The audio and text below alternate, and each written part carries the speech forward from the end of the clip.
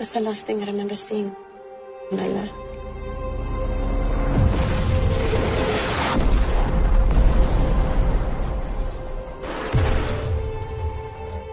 haddii fursad aad u haysatid inaad tagtid waa inaad ka faa'iidaysataa. افرح نقلع الدواء. ايش ابو هاي؟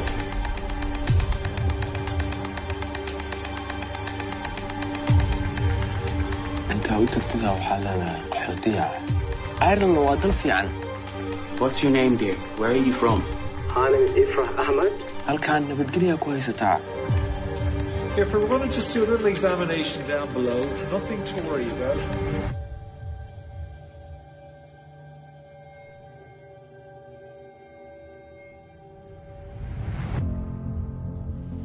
Would you ask her how did it happen? Sit there. Tanwanaga.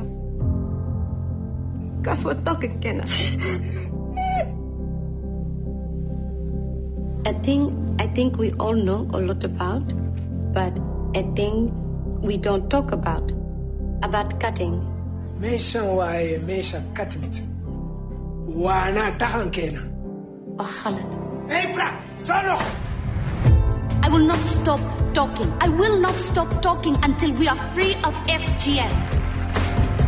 Your best days are still ahead. And Ireland, if anyone ever says otherwise, just respond, yes we can. Yes we can. Yes we can. waxaan kugu dhahay gabdhaha fiican ma hadal badan. I will not be silenced. Until girls like me are free of the fear, the pain, the shame, I will not stop.